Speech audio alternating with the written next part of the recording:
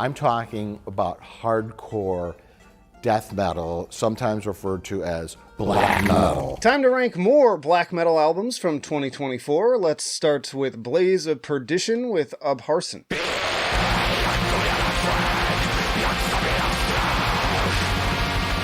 The much-awaited return of these Polish black metalers with their 6th album and now 20 years under their belt. Great mix of something earworm amidst the malevolent groove, infectious backing vocals too. Maybe uneven and slightly underwhelming considering the long wait, but it still stood out enough for me to put it at killer. Next up we have Dödsrit with Nocturnal Will.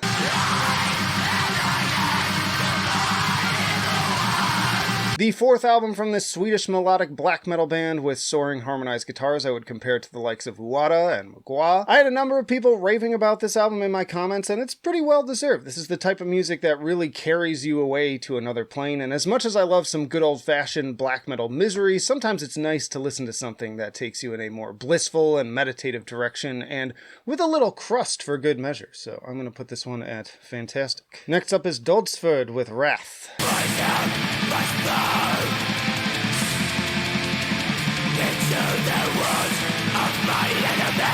Wrath is the 12th album from this extremely prolific Greek band formed in 2001, sometimes even releasing multiple albums in a single year. Sadly, this is another one that ends up feeling a little bit assembly line for me. I can enjoy this same jangly tremolo melody only for so long before I start to get bored. Nice atmosphere, and the vocals are also sufficiently menacing, but I doubt I'll remember a single moment from this album, aside from maybe Raging Lust of Creation and Heaven Drops with Human Filth. Those are kind of standouts. I'm going to put this one at good tier. Then we have Dauþuz with Uranium.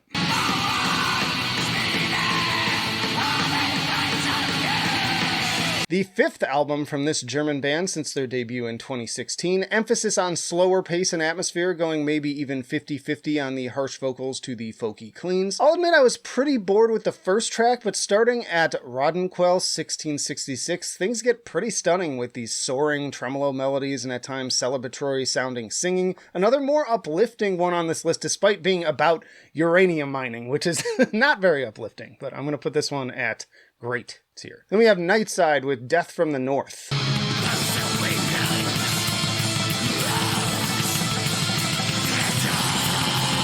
Despite forming all the way back in 1996, Death from the North is only this Finnish band's 2nd full-length album. The tremolo lines here, along with the more symphonic elements, give me some early Emperor vibes, and the reverb-heavy production really makes the album sound pretty massive. The songwriting can feel a bit overly familiar, but the execution is very strong, even at the point of feeling like this could be a lost 90s album. I'm going to put this one at amazing, which means I'm going to have to start scooching this over just a little bit here. Next up is Folterkammer with Weibermacht.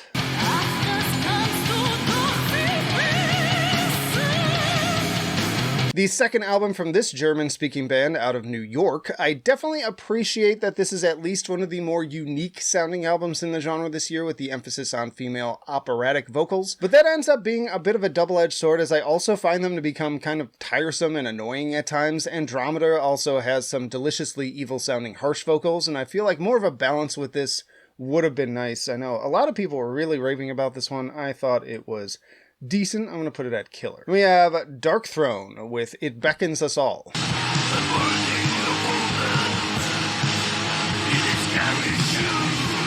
A little dubious including this, as it wasn't exactly the return to their black metal roots that people were predicting, with still much more emphasis on doom, speed metal, and general 80s influences. Chris, who writes our written reviews at metaltrenches.com, is much more of a fan of their later albums. I greatly prefer their 90s output, though I did enjoy Eternal Hails. Frankly, I think they have just been putting out too much stuff too quickly, with 4 albums in the last 5 years alone. Quantity over quality. Nothing on this album really gripped or stuck with me. I was just kind of bored, so unfortunately, as much as I love Fenriz & Co., this is going to okay. Then we have Wormwood with The Star.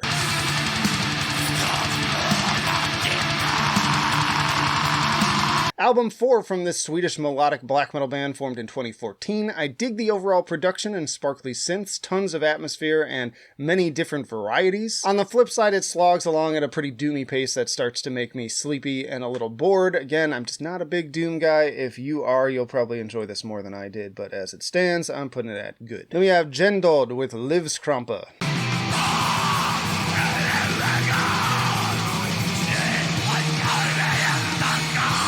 Album 4 from this Norwegian band, formed in 2015. Kind of interesting at times, seeing a mix of styles from the folk-tinged melodic side to more chaotic and dissonant stuff. It can get a little bogged down under its own weight at times and meander. A little more focus would be nice, but overall this was a fairly unique and enjoyable listen that I put at great tier. Next up is Al-Namrood with Aqrab.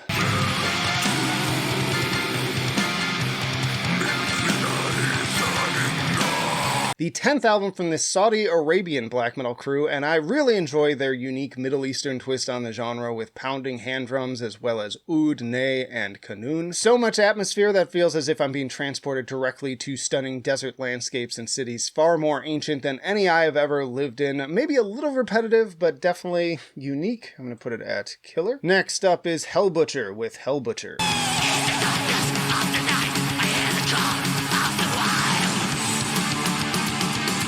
Following the disbanding of 90s black metal band Niflheim in 2022, frontman Hellbutcher started this new project, once more leaning on an old school sentiment with plenty of thrash and speed metal influence. Fans of Venom and early Bathory in particular should enjoy the jangly bass lines and emphasis on speed, but perhaps also fans of more modern takes like Midnight. Simple, but very effective and devilishly fun. I put it at amazing. Little slidey slide. Next up is Selbst with Despondency chord progressions.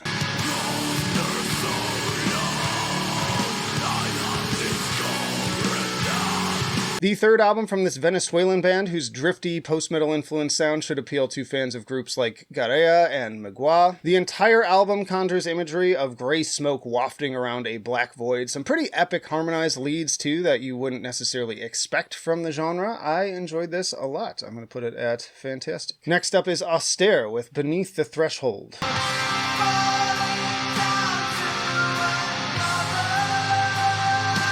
The fourth album from this Australian depressive black metal band. In many ways, I'd frankly compare their sound more to the likes of Catatonia. And unfortunately, as a result, I have some of the same personal issues with this as I do with Catatonia. It's just great mournful atmosphere, but a little slow and doomy for my taste. I can see why people who enjoy this style might have enjoyed it more again, though I'd argue that this actually feels kind of out of place on this list, but I'm going to put it at good tier. Then we have Saidan with Visual Kill, The Becoming of Psychotic Depravity.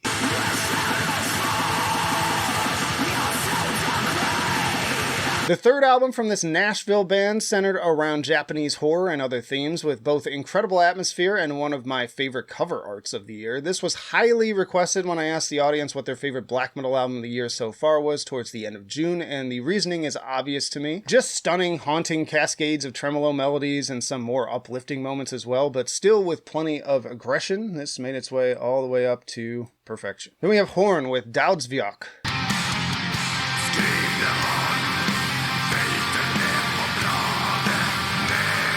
Album 10 from this German band, formed in 2002. Black metal woven with a lot of folky pagan swing to it. Love the slightly more upbeat bounce of Broth. Maybe a touch of Enslaved in there too, but a little crusty at times as well. Consistently engaging, if fairly familiar. I put it at fantastic. Then we have Vorga with Beyond the Palest Star.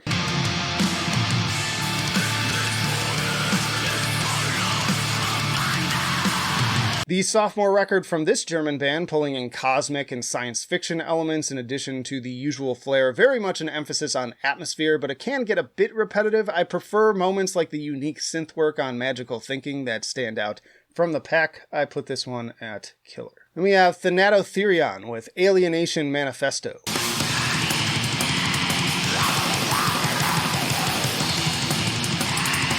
Now, time for some fast, ferocious, and technically oriented black metal from members of Ulthar, Vastum, and Black Fucking Cancer. Between the vicious snarls and chaotic drumming, I definitely recommend this to fans of Abzu, but I'm also getting notes of everything from Early Enslaved to Goreguts and Artificial Brain.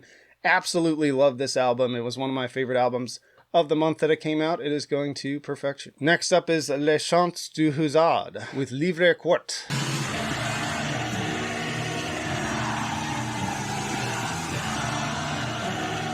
I've been a fan of this French project that, rather than focusing on guitar tremolos and blast beats, forgoes all of that in favor of a pure orchestral experience that still conjures the same dark atmosphere. What most would convey through distortion, Hazard does through brass, strings, woodwind instruments, and operatic performances, only providing snarling vocals when absolutely necessary for truly grand effect. I put this one at amazing. Next up is Kvein with The Formless Fires.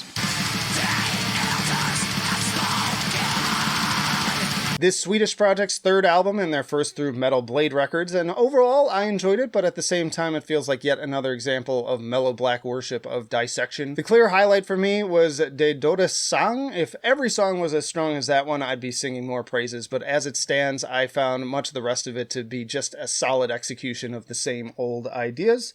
Still landed at a place at killer. Then we have Cold Cell with Age of Unreason.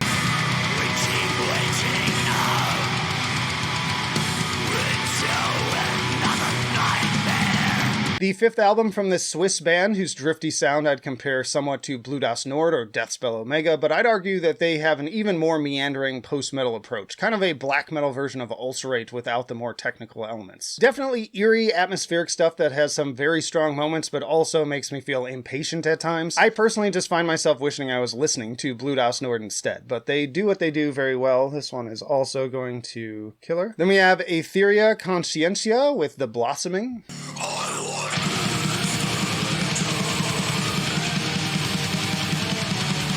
Another highly requested third album from the audience, this one out of France and dipping once more into the progressive end of the spectrum. Not only do we get excellently dark and imposing traditional elements, we also get some killer saxophone and clean female backing vocals for added mystique. I think it could maybe use just a little bit more focus to its compositions, but overall this is another unique experience when it comes to the state of black metal in 2024. It earned a spot at fantastic. Next up is Sabbat with Sabbati Cult.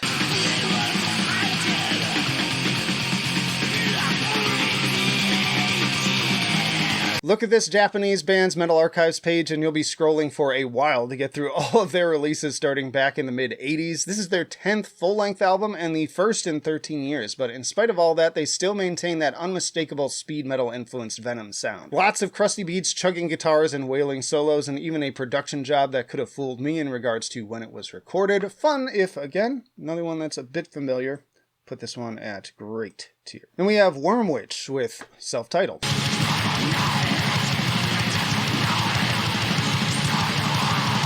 The fourth full-length from this British-Columbian blackened metal band formed out of the husk of several other punk and metal bands, and you can hear equal portions of all of those elements coming through in this bubbling cauldron of menace. I'm particularly fond of the DB-driven ragers like Bright and Poisonous, complete with Tom G. Warrior-esque, maybe some Watain comparisons on this one as well.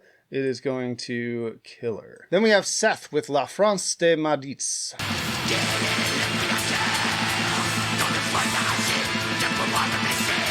Album 7 from this French black metal band formed back in 1995. More moody stuff emphasizing melancholic atmosphere at a moderate pace. I do really love the use of organ and backing chorals on tracks like Et que vive le diable. Excuse my pronunciation, it is atrocious. Another album I'd say I respect more than I enjoy, but I can't deny the powerful performances and excellent production. This one also landed a spot at killer. And then we are going to wrap things on this list with Oculus with House of the Black Geminis.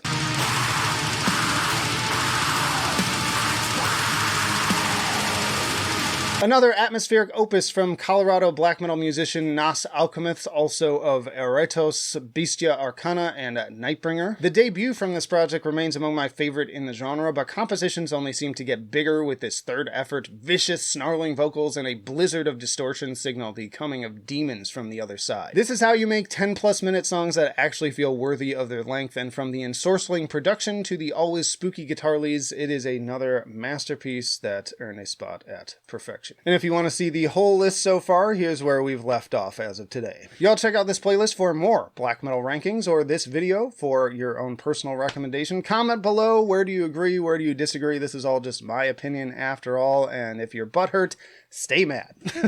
That'll do it for now. Flight of Icarus signing off. I will see you in the trenches.